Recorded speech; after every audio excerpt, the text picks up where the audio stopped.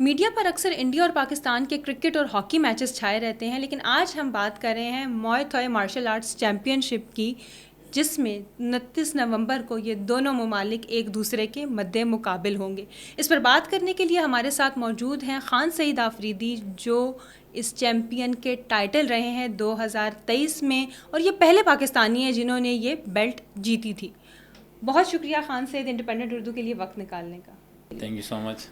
سب سے پہلے تو مجھے یہ بتائیے گا کہ موئے تھائی میں اور جو باقی کمپٹیشنز ہیں مارشل آرٹ کی، ان میں کیا فرق ہے؟ بالکل، مارشل آرٹ جو ہے وہ ایک ٹری ہے، اس کے اندر مطلب کافی آرٹس آ جاتے ہیں، باکسنگ، کراٹے، تائیکوانڈو، کافی مطلب یہ جو موئے تھائی ہے یہ ڈفرینٹ اس لیے بھی ہے کہ ایک تو یہ جو ہے نا بہت خطرناک گیم ہے، ڈینجرس گیم ہے، اور پاکستان میں یہ میرے خیال میں اتنا نہیں کھیلا جاتا، اس لیے لوگوں کو اس کے بارے میں اویئرنیس ہے، پتہ نہیں ہے۔ تو اس کو میں نے سٹارٹ بھی تائی لینڈ سے سٹارٹ کیا تھا، تو تب مجھے اس کے بارے میں پتہ چلا، اور تب میں نے وہاں پہ جو نا سٹارٹ جو میں نے لی وہ تائی لینڈ سے لی، اور یہ خطرناک اس وجہ سے ہے کہ اس میں جو ہے نا ایلبو، نی اور کلنچ کر کے گرانا، اس طرح کی اس میں یہ ٹیکنیکل گیم ہے، اگر اس میں مائنر سے بھی غلطی ہو تو یہ اس کے جان کا بھی خطرہ ہوتا ہے اس میں۔ ٹھیک ہے، ابھی جیسے آپ نے خود بتایا کہ تھائی لینڈ سے جنم لینے والی اس فائٹ میں آپ کا سفر بہت غیر معمولی رہا ہے۔ آج تک آپ کراچی میں پلے بڑے ہیں، پھر 7 سال کی عمر میں آپ نے باندو کراٹے، پلیز ڈونٹ مائنڈ اگر میں اس کو صحیح پروناؤنس نہیں کر رہی، پھر کک باکسنگ کی، پھر 2008 میں آپ جو ہیں پروفیشنلی موئے تھائی شروع کر دی۔ اس دوران آپ نے سندھ پولیس کو بھی جوائن کیا اور اینٹی ٹیررزم فورس کا حصہ بھی بنے۔ تو آپ کو انسپریشن کہاں سے ملی اس کو ایز اے کریئر چوز کرنے کی؟ میں نے جب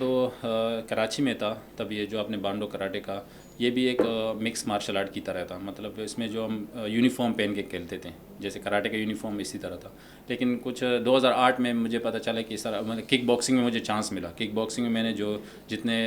مطلب سندھ کے جتنے اضلاع ان کے فائٹر آئے تھے ان میں سے میں ٹاپ پہ آ گیا تھا۔ پھر اس طرح ہمیں پتہ چلا کہ جو ہے نا یہاں پر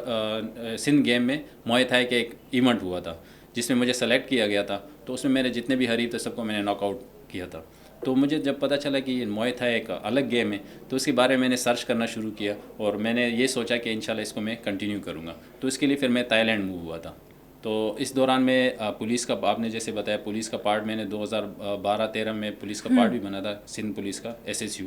تو وہاں پہ پھر اس کے بعد میں نے 3 سال کورس کیے تھے ان کے، اس میں پھر ہم نے SSG کے ساتھ بھی کورس کیے تھے، امریکن سواڈ بھی کیے تھے، اینٹی ٹیررزم، جتنے بھی مشکل کورس ہے سب میں نے کیے تھے۔ پھر اس کے بعد جو ہے نا ان کا مطلب پولیس کے ساتھ ہی رہ کر میں انٹرنیشنل ایونٹ بھی کھیلتا رہا، لیکن یہ تھا کہ بیک ٹو بیک میری فائٹیں آتی تھی، پھر اس کے لیے جو گورنمنٹ کی ڈاکومنٹیشن ہوتی تھی اس میں پھر ہم لیٹ ہو جاتے تھے، مطلب جان نہیں پاتے تھے، تو اس وجہ سے مجھے مشکلات ہو رہی تھی اس چیز میں، یا آفیسر چینج ہو جاتے تھے تو پھر ان کے پاس جو ہے نا مطلب کافی مشکل پیش آتی تھی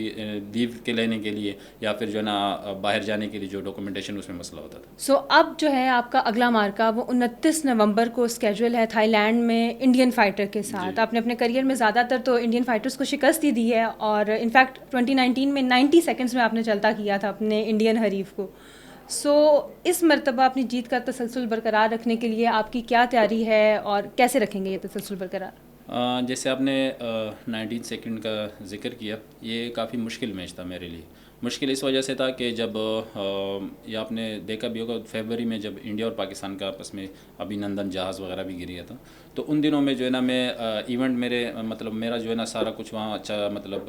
میری ٹریننگ ساری وہاں سٹارٹ ہو گئی تھی، اور یہاں سے میری ٹیم جو تھی وہ رہ گئی تھی، تو اس کے بعد جو ہے نا مجھے اکیلے جانا پڑا، اور ایئر اسپیس بھی بند ہو گیا تھا، میرے پیچھے ٹیم نہیں آئی ہوئی تھی، مطلب میں اکیلا وہاں جا گیا، اور جیسی بہت بڑا ایونٹ جس میں تقریباً 100+ کنٹریز آئی تھی، تو اس میں جب فرسٹ اناؤنسمنٹ ہوا تو پہلی فائٹ انڈیا ورسز پاکستان کی تھی، تو میرے لیے تو ایک بہت شوکنگ تھا، کیونکہ ادھر یہاں پہ حالات خراب تھے، اور وہاں پہ ان کی جو ہے نا سپورٹ، انڈین فائٹر کی بہت سپورٹ تھی، ان کے میں ایمبیسی بھی بیٹھی ہوئی تھی، ان کے سپورٹر بھی کافی تھے، میں نے ایمبیسی کو کال کیا، ایمبیسی نے کہا کہ ہم جو ہے نا یہاں پر پیسنجر پسے ان کے ساتھ ہوتے ہیں، تو جو ہے نا وہ فائٹ میں نے 90 سیکنڈ میں ون کی، اور جتنے میرے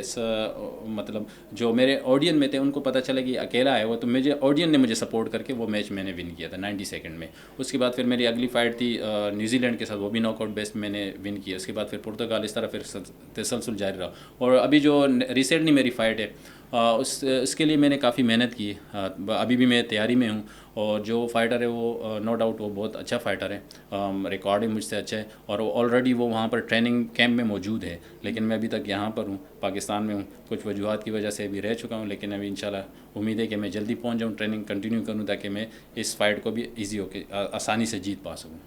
ون کر سکوں. تھائی لینڈ، امریکہ، میانمار اور دیگر کئی ممالک کے فائٹرز جو ہیں وہ آپ سے ہار چکے ہیں، لیکن جب انڈیا سے فائٹ کرتے ہیں تو اس میں ایسا کیا فلیور ہوتا ہے اور کیسی فیلنگز ہوتی ہیں جب آپ ان کا سامنا کرتے ہیں؟ بالکل وہ فیلنگ الگ ہوتی ہے. ایک تو یہ کہ انڈیا پاکستان آپ کو پتہ ہے ہر جگہ ٹاکر ہے، مطلب وہ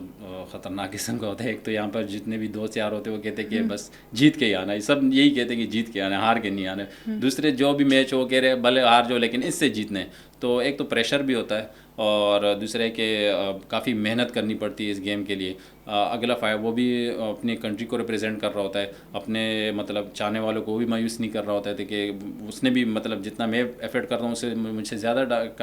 کیونکہ ان کی فیسلٹیز ان کے پاس بہت زیادہ ہے، ہم سے زیادہ ہیں. بالکل ایسا ہی ہے. تو میری کوشش تو یہ ہوتی ہے کہ میں ان کو جو ہے نا ناک آؤٹ بیس پہ مطلب ناک آؤٹ ہی کروں، زیادہ 2-3 راؤنڈ تک آگے قصہ جا ہی نہ پائے. تو اس کے لیے کافی محنت کرنی پڑتی ہے اور جوش جذبہ ہوتا ہے. ایک تو یہ چیز بھی ہے ہمارے ساتھ. مارشل آرٹس کے وہ کھلاڑی جو موائے تھائی کو جوائن کرنا چاہتے ہیں، اس فائٹ کو سلیکٹ کر کے اس میں اپنا کریئر بنانا چاہتے ہیں، ان کو کیا مشورہ دیں گے؟ بالکل ان کو مشورہ یہی ہے کہ پاکستان میں تو یہاں پر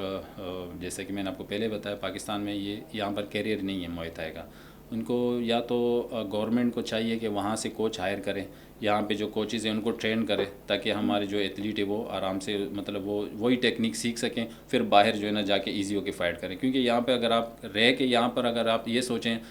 جو بھی فائٹر ہے یہ سوچیں کہ میں یہاں پہ ٹریننگ کر کے وہاں فائٹ کروں تو ناممکن ہے. کیونکہ وہ بہت زیادہ ٹیکنیکل فائٹ ہے اور بہت زیادہ ایکسپیرینس فائٹر ہوتے ہیں وہاں پر. وہ بچپن سے ہی وہ سٹارٹ لیتے ہیں اور ان کے کوچز بہت ایکسپیرینس ہے. تو میرا یہی مشورہ ہوگا گورنمنٹ سے بھی کہ وہ یہاں پر وہاں سے کوچ ہائر کر کے پاکستان میں جو کوچز ہیں ان کو ٹرین کرے، تو پھر اس کے بعد اسی ہو کہ ہم لوگ وہاں پہ فائٹ کر سکتے ہیں.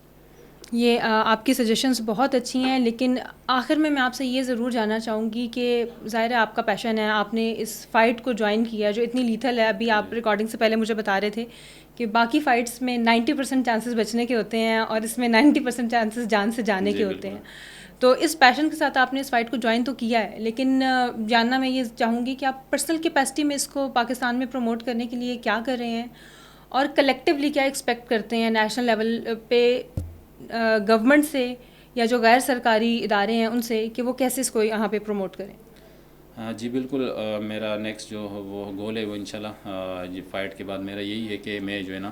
اس کو یہاں پر پاکستان میں ایک ہائی پروفائل لیول مطلب اچھے لیول پہ یہاں پہ میں انٹروڈیوس کرواؤں اس کو، یہاں پہ ان کے ایونٹ کرواؤں، وہاں سے باہر سے فائٹر منگوا کے تاکہ لوگوں کو پتہ چلے کہ موائے تھائی کیسی فائٹ ہے. جب ایک چیز لوگوں نے دیکھی نہ ہوگی تو اس کو ان کو سمجھ نہیں آئے گی. تو پہلے بات تو ہے کہ ان کو سمجھانا اس بارے میں کہ یہ فائٹر ہے کیا، فائٹ ہے کیسی. تو کیونکہ اس کو یورپین اور دوسری دنیا بہت لائک کرتی ہے اس فائٹ کو. اگر ایون کہ یہاں پر اگر کسی کو ایمبیسیڈر کو پتہ چل جائے کہ یہاں میں موائے تھائی کی فائٹ ہو رہی تو سب سے پہلے پہنچ جاتے ہیں. کیونکہ وہاں پر میں نے دیکھا ہے کہ سب سے زیادہ جو گورا ہے وہ اس